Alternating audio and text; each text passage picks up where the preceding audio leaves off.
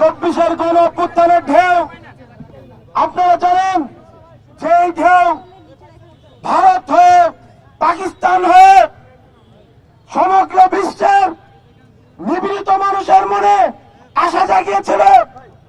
সেই গণ অভ্যুত্থানের সকল শহীদের রক্তের শপথ যদি ভারত কিংবা আরো শক্তিশালী কোন দেশ বাংলাদেশের স্বাধীনতা এবং সার্বভৌমত্বের উপরে রক্তচক্ষু দেখায়, তখন আমরা আবার রুখে দাঁড়াবো।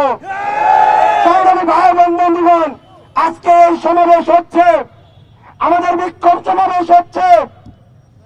বাংলাদেশে যারা বাস করে, আমরা এই বিক্ষোভ সমাবেশ থেকে বলতে চাই, প্রত্যেকের পরিচয় এক এবং অভিন্ন, এবং সেটা বাংলাদেশি। এইখানে বারবার সংখ্যালঘু কার্ড খেলা চলবে না। ভারতের মোদী সরকারকে বলতে চাই, মোদী সরকার কিন্তু এই গণ অভ্যুত্থানের ফলে উৎখাত করা হাসিনাকে আশ্রয় প্রদানের মাধ্যমে চূড়ান্ত ভাবে লেজিটিমেসি হারিয়েছে। একটি রাষ্ট্র, সেই রাষ্ট্রের অভ্যন্তরে অবস্থিত বাংলাদেশের high commission, deputy high commission, আমরা দেখেছি কলকাতা হাই কমিশনের সামনে তারা বাংলাদেশের জাতীয় পতাকার অবমাননা করেছে। ঢাকা থেকে কিন্তু পাল্টা স্টেটমেন্ট গিয়েছে।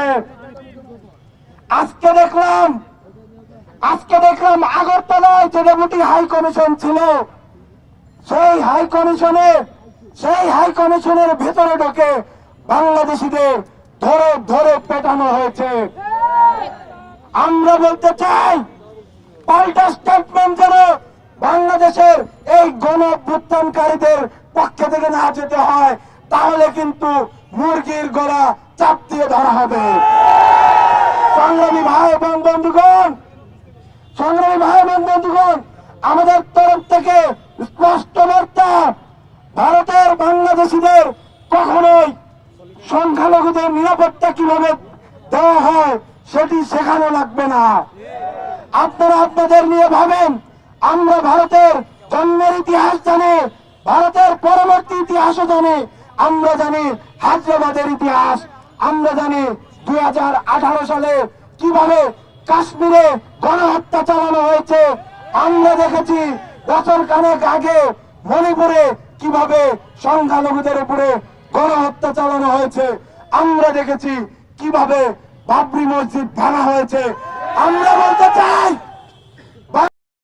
ঐতিহাসিকভাবে দিল্লির দাসত্বের বাইরে যখন দিল্লি সালতানাত চলত এই ভারতবর্ষে, তখন এই বাংলাদেশে স্বাধীনভাবে চলেছে। যখন ব্রিটিশ সাম্রাজ্যবাদ এই ভারতে এসেছে, তখন কিন্তু হাজী শরীয়তুল্লাহ দুদুমিরা দাঁড়িয়ে গেছে। ফরাইজি আন্দোলন হয়েছে, তিতুমিররা কিন্তু বাঁশের কেল্লা নিয়ে নেমে পড়েছে। দিল্লির দাদাবাবুদের এটি মাথায় রাখতে হবে। আমরা বলতে চাই, বাংলাদেশিরা এক এবং ঐক্যবদ্ধ ছিল, আছে এবং থাকবে।